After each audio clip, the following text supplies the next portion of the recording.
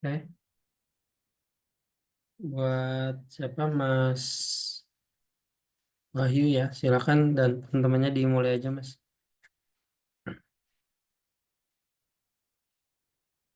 Udah siap teman-temannya Mas? Bentar, Pak. Masih mempersiapkan sebentar, Pak. Ya, kalau udah nanti langsung mulai aja ya.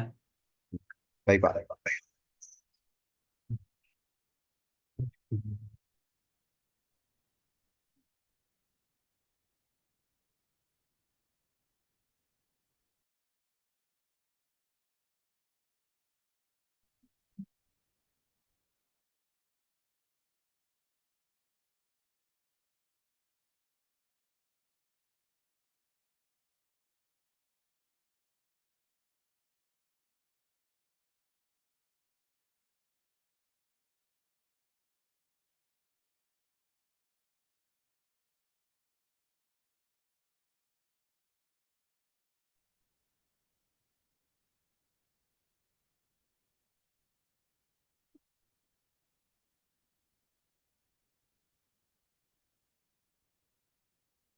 Oh, selamat malam teman-teman.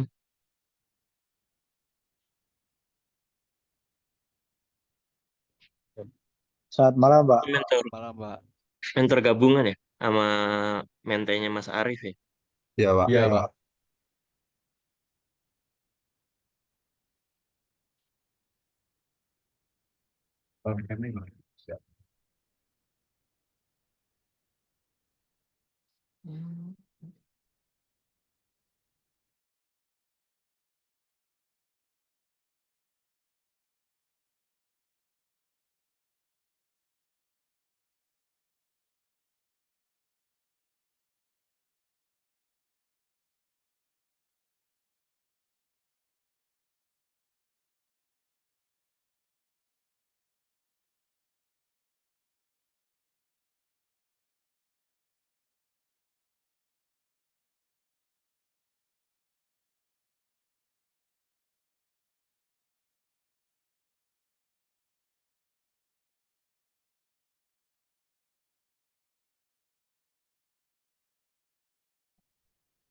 Baik, Pak. Selamat malam semua. Ya, selamat malam Mas. Kami dari tim 21 dengan judul presentasi pengering padi. Anggotanya sebagai berikut, Pak. Mas, sebentar Mas. Itu yang di atas, kalau di teman-teman itu ada yang ngalangin. Oh, Sama yang di sebelah kanannya juga. Coba dimatikan aja dulu. baik, Pak. Di hide aja.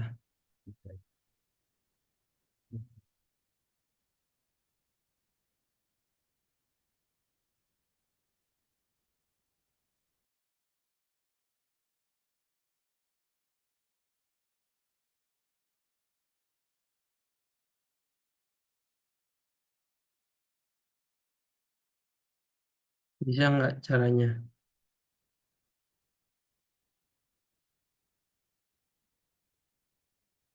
Nah, oke. Sip, aman. Mas Nah, muncul lagi Arif tuh. nanti yang rekam Mas ya? Ya Mas, ini udah saya rekam sih. Oke, siap. Nanti aku minta ya. Oke, siap. Oke, kasih Mas. Iya, Baik. Dengan judul presentasi pengering padi kelompok 21 ya, Pak.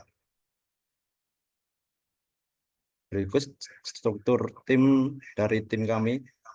Saya Wahyu Ihsan Muklis Andrianto. Saya Antonius Rangga Purnamajati. Saya Bima Arya Dewangga. Saya Chandra Di Pratama. Dan maaf ya, Pak, yang satunya nggak hadir ya, Pak. Yang atas nama Gilang Ramadan Dari mentor.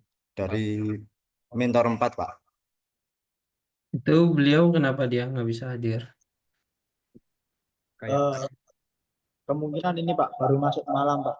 Dia sebenarnya baru magang juga di Kayaba. Mhm. Ya, oke, oke. Lanjutkan. Baik, Pak. Latar belakang pembuatan mesin pengering padi berhubungan erat dengan kebutuhan untuk mengatasi masalah ketergantungan pada kondisi cuaca. Dalam proses pengeringan padi yang merupakan salah satu tahapan penting dalam produksi beras, pengering padi bertujuan menurunkan kadar udara dalam gabah, sehingga dapat mencegah terjadinya peradangan, mengurangi resiko serangan hama, serta menjaga kualitas beras yang dihasilkan. Namun dalam praktiknya, pengeringan padi sering kali dipengaruhi oleh faktor cuaca yang tidak dapat diprediksi, seperti hujan atau kelembapan udara yang tinggi, yang menyebabkan petani kesulitan mengeringkan hasil panen. Mesin pengering padi dapat mengatasi ketergantungan petani terhadap cuaca dan menghasilkan padi dengan kualitas yang stabil tanpa takut padi tidak kering sempurna. Pembuatan mesin ini dapat mendongkrak ekonomi petani karena hasil panen akan jadi lebih efisien tanpa pengaruh dari cuaca. Manfaat dari mesin pengering padi antara lain yaitu: 1. Meningkatkan kualitas beras. Mesin pengering padi dapat menghilangkan kelembapan berlebihan sehingga menghasilkan beras yang bersih, kering, dan tahan lama. 2. Mengurangi resiko pembusukan. Dengan mengurangi kadar air pada padi dapat disimpan lebih lama tanpa resiko kerusakan atau pembusukan. Ketiga, meningkatkan hasil panen. Dengan mengurangi resiko kerugian hasil panen, mesin pengering padi dapat meningkatkan hasil produksi dan pendapatan petani. Dan yang keempat, meningkatkan efisiensi. Dengan mengurangi resiko kerugian hasil panen, mesin pengering padi dapat meningkatkan hasil produksi dan pendapatan petani. Tujuan dari mesin ini antara lain yaitu meningkatkan efisiensi proses pengeringan. Mesin ini mempercepat proses pengering dibandingkan dengan metode tradisional yang begitu memakan waktu, yang mengandalkan sinar matahari. Yang kedua, meningkatkan kualitas dan daya simpan padi. Padi yang telah dikeringkan dengan baik dapat disimpan lebih lama tanpa mengalami kerusakan kualitas. Dan yang ketiga, meningkatkan efisiensi waktu dan tempat. Dengan menggunakan mesin pengering, proses pengeringan padi menjadi jauh lebih efisien waktu dan tempat. Dan yang keempat, meningkatkan kualitas padi. Dengan menggunakan mesin ini, proses pengeringan dapat dilakukan secara lebih merata dan terkendali, sehingga mengurangi resiko padi mengalami kerusakan akibat kelembapan yang tidak terkontrol. Slide yang ke ini akan jelaskan dengan Mas Bima. Oh ya.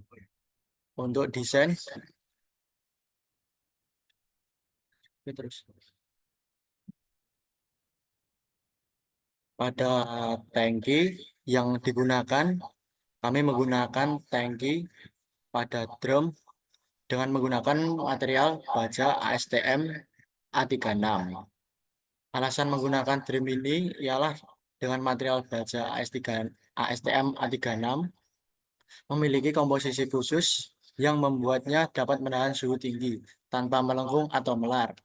Fungsi dari tangki ialah untuk mengaduk padi agar kering dan merata. Pada rangka yang digunakan sebagai penopang beban tangki menggunakan stainless steel dengan jenis hollow berukuran 40 x 40 x 1,5 dan siku L dengan ukuran 40 x 40 x 3. Berfungsi untuk menyangga beban tangki pada komponen lainnya. Dan pada dinamo 1500 rpm. Dinamo berfungsi untuk mengubah energi listrik menjadi energi mekanik untuk menggerakkan tangki. Dan pada gearbox 1/30 berfungsi untuk memindahkan kecepatan dari 1500 rpm pada dinamo menjadi 50 rpm pada tangki. Dan pada cara kerja, yang pertama, pemasukan padi yang dilakukan dari atas. Padi yang telah dipanen dan dirontokkan dimasukkan ke dalam mesin pengering. Lalu dalam pemanasan udara, mesin menggunakan sumber panas, bisa berupa bahan bakar gas, minyak, atau listrik untuk memanaskan udara. Beberapa mesin menggunakan teknologi pengeringan dengan panas rendah agar tidak merusak kualitas padi. Sirkulasi udara panas. Mesin menggunakan sumber panas, bisa berupa bahan bakar gas, minyak, atau listrik untuk memanaskan udara. Beberapa mesin menggunakan teknologi pengeringan dengan panas rendah agar tidak merusak kualitas padi.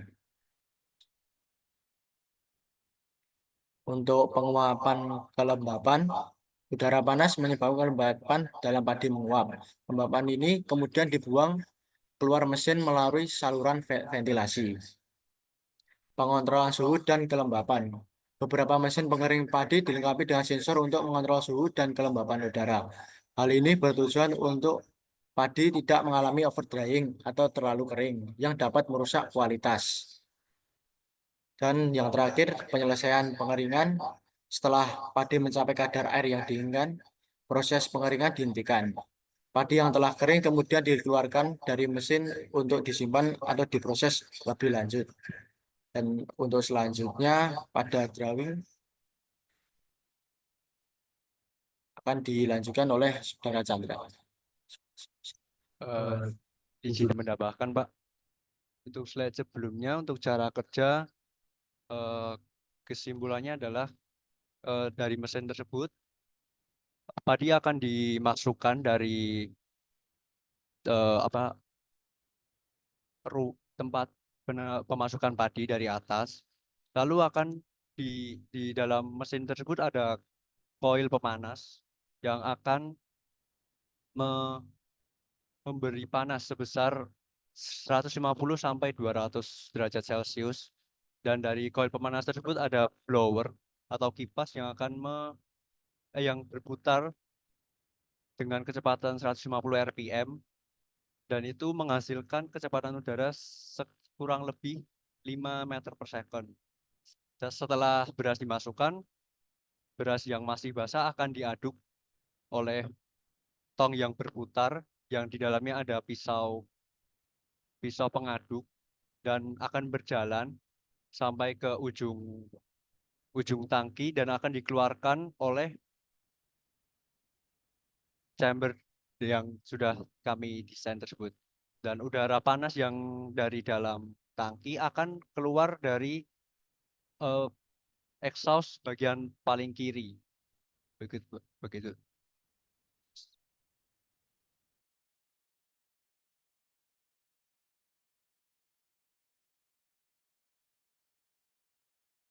Selamat malam, Pak. Ini ada beberapa drawing yang telah kami buat dari assembly output, assembly tabung.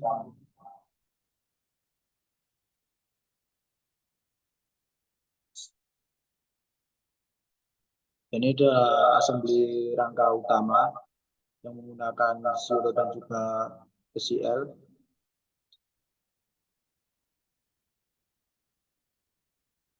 Dan ini merupakan bagian dari part-part drawing yang telah kami buat dari ocean roller, cover fan, cover panel box, dinamo, elemen pemanas, housing. Dan ini dari inner chain, out chain, inner rest, motor listrik, panel box, cancel, penguji roda behel, pisau bau, poros, puli, roda bevel, sprocket gear. Ini adalah tutup input dari pemasukan padi dan beberapa kapas input. Ya, dari drawing full assembly dari mesin pengering padi. Dan ini ada bill of material dari yang alat kami buat.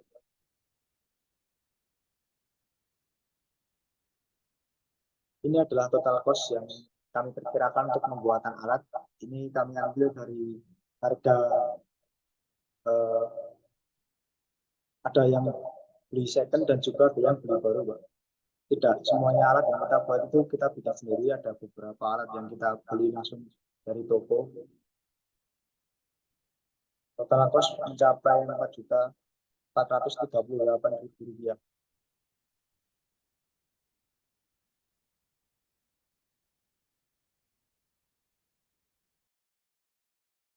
Baik, Pak. Berikut adalah analisis yang kami lakukan terhadap rangka dan roda bevel yang menahan tong dan part-part lain.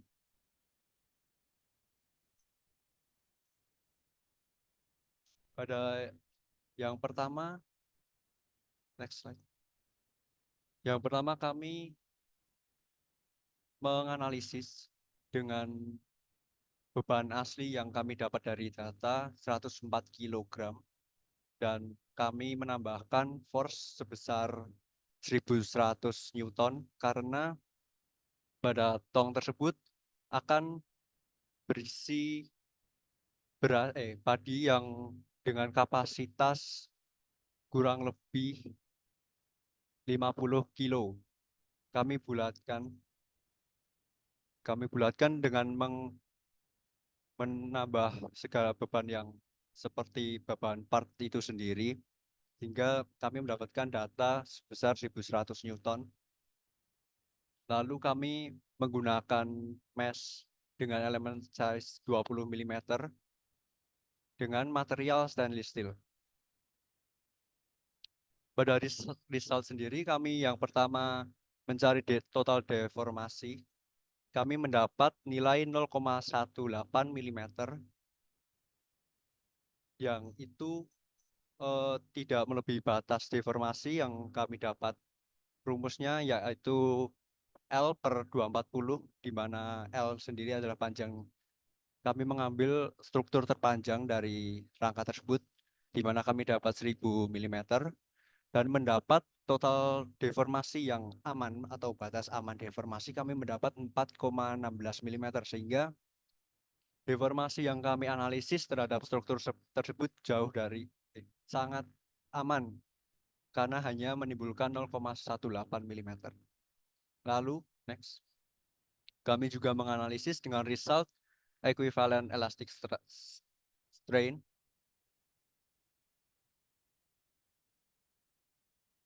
Kami pada elastic strain mendapat 0,00015 mm dan tersebut kami bandingkan dengan batas elastic strain yang diizinkan. Kami mendapat batas elastic strain yang diizinkan sebesar 0,002 mm, sehingga masih bisa dikatakan aman. Dan yang terakhir dari analisis beban rangka dan roda bevel itu ada pada equivalent stress. Pada analisis yang kami lakukan ini, kami mendapat maksimal stres yang diterima oleh struktur tersebut 29,429 MPa megapascal. Lalu jika kami bandingkan dengan batas aman dari stres, kami mendapat nilai safety factor sejumlah 8. Kami mendapat angka 8 tersebut dengan rumus yield strength material atau 29,429 megapascal tersebut. Maaf Pak, untuk saya ulangi, untuk yield strength yang pertama itu yield strength material, di mana material stainless steel memiliki nilai 250, kami bagi dengan 29,5 atau stres yang terjadi pada struktur tersebut dan menghasilkan safety factor 8. Lalu kami juga menganalisis poros dan gear yang berguna untuk memutar tong.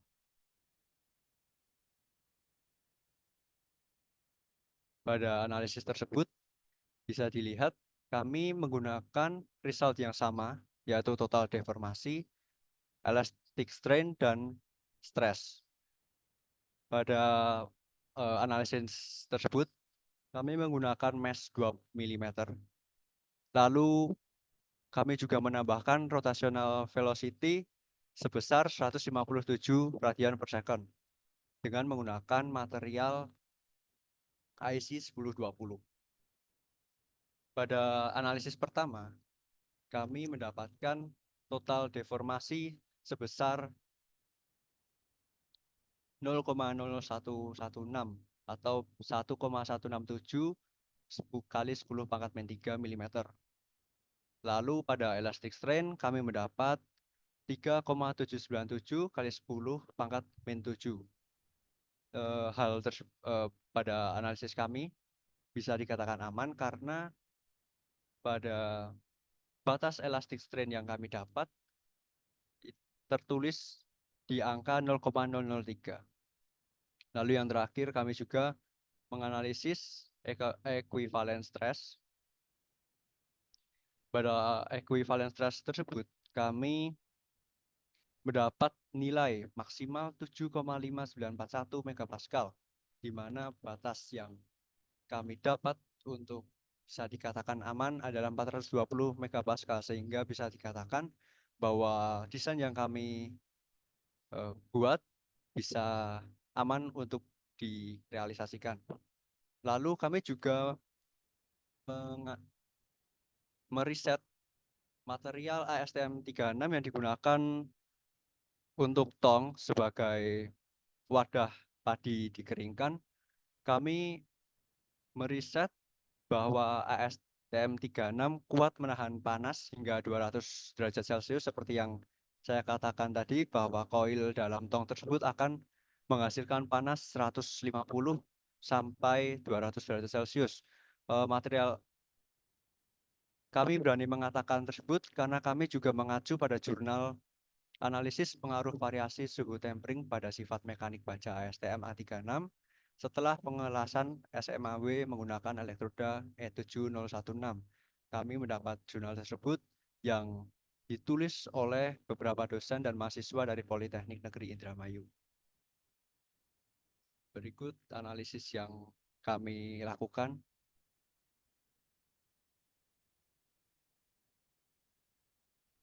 Baik Pak, dari semua yang tertera, maka kesimpulan yang kami dapat, pembuatan mesin pengering padi bertujuan mengatasi ketergantungan terhadap cuaca, meningkatkan kualitas padi dan efisiensi proses pengeringan. Dengan desain dan mekanisme yang tepat, mesin ini dapat meningkatkan hasil panen dan pendapatan petani sekaligus menjaga kualitas beras. Dan sekian, terima kasih Pak.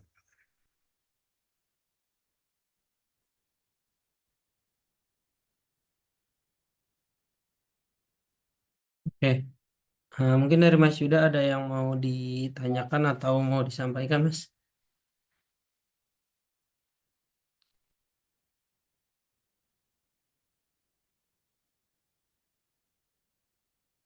Ada ya. Oke, mungkin saya mau, kalau misalnya dari Mas Yuda belum ada, mungkin saya mau tanya nih dari teman-teman terkait rotasionalnya itu pakai berapa ya putarannya ya? Untuk putaran tong pada dinamo yang kami gunakan itu memiliki kapasitas putaran 1200 sampai 1500 rpm, Pak, dengan gearbox 1/30, di mana setelah kami cari perhitungan pada putaran tong tersendiri akan terjadi putaran sebesar 50 rpm. Oke.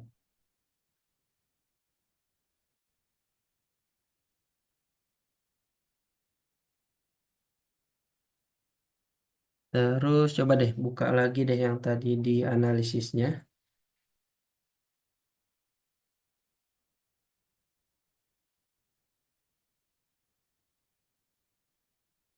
Nah, di analisis statiknya, berarti di force yang diberikan itu titiknya di sebelah mana aja? Titik yang kami beri force itu ada pada roda bevel, Pak.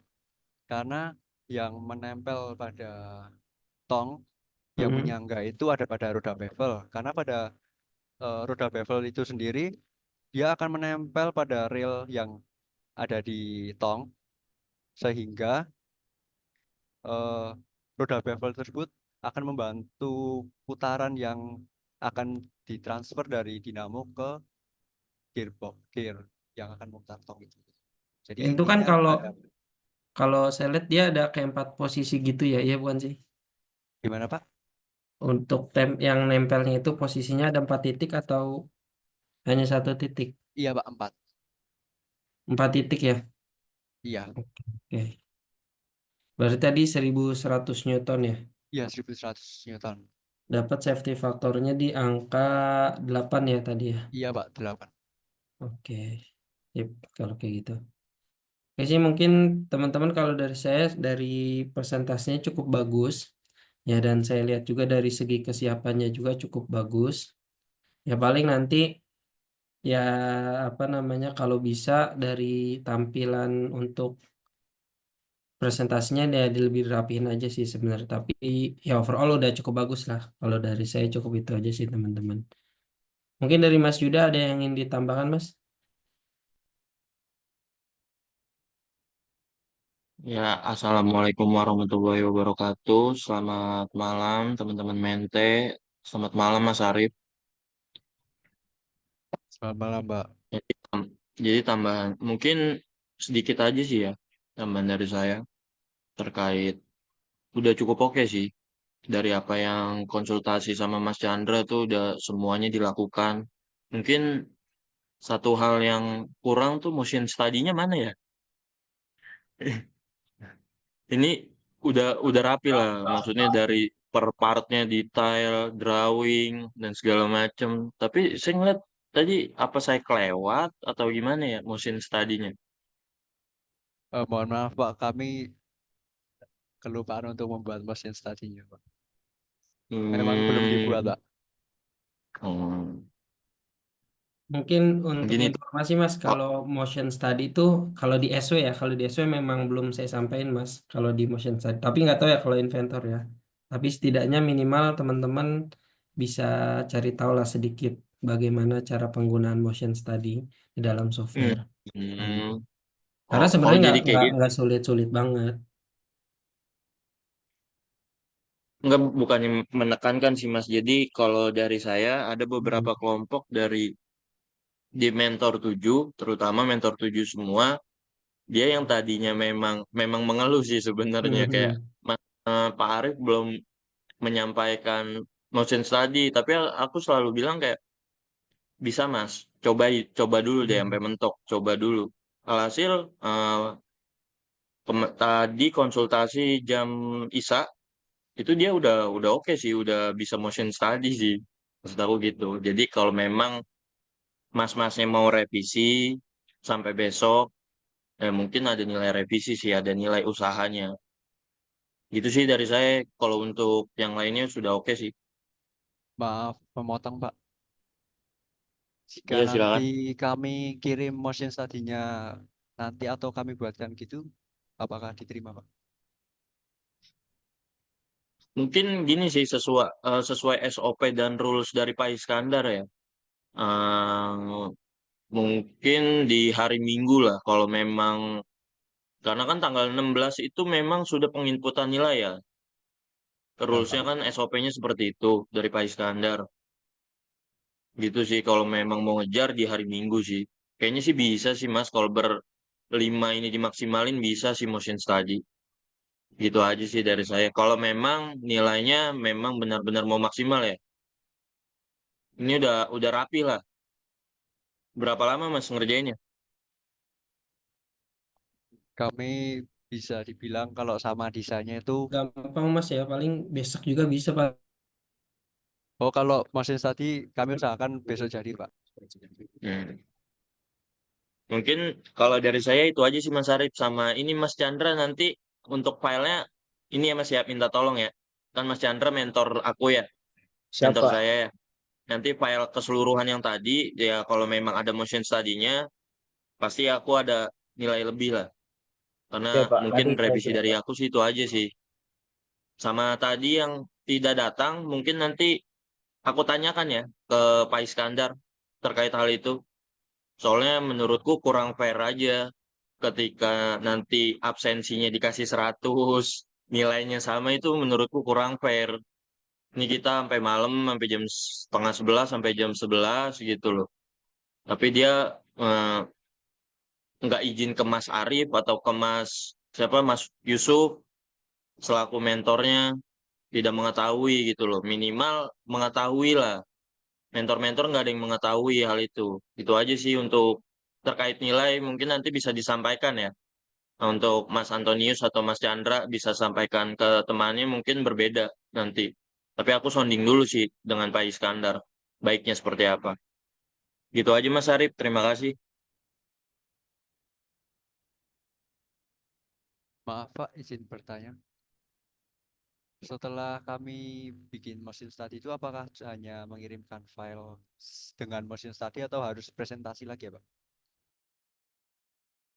Kirim filenya aja, Mas. Baik Pak. Ya, nanti kalau misalkan sudah, masing-masing menti kirimkan ke masing-masing mentornya. Termasuk tadi ke Mas siapa tuh yang nggak hadir tuh? Mas Gilang ya. Nanti diinfokan juga ke Mas Gilang dan sampaikan juga nanti supaya ya lebih enak aja kalau misalkan Mas Gilang langsung yang menginfokan ke Mas Yusuf dan memberikan alasannya. Kayak gitu. Baik Pak. Maaf Pak, mau tanya Pak. Kalau pengiriman filenya itu per mentor satu atau perwakilan ya Pak? Terima kasih. Per mentor aja. Jadi satu mentor satu orang. Nggak mesti semuanya. Kan ini kan kalau mentor itu kan satu orang, mentor 4 satu orang, yang mentor 3 satu orang aja yang kirim, nggak usah satu orang satu ngirim ya. Baik Pak, terima Yang kasih. penting nanti disampaikan aja kalian timnya siapa-siapanya. Oh ya, makasih ya Pak. Oke. Oke, mungkin kalau misalkan tidak ada lagi, mungkin dari Mas Yuda juga sudah tidak ada lagi ya terkait tadi beberapa revisian, yaitu harap diupdate dan segera dikerjakan. Ya, jika sudah tidak ada lagi, mungkin bisa dicukupkan aja. Baik Pak, terima kasih. Terima kasih Pak. Terima kasih Pak.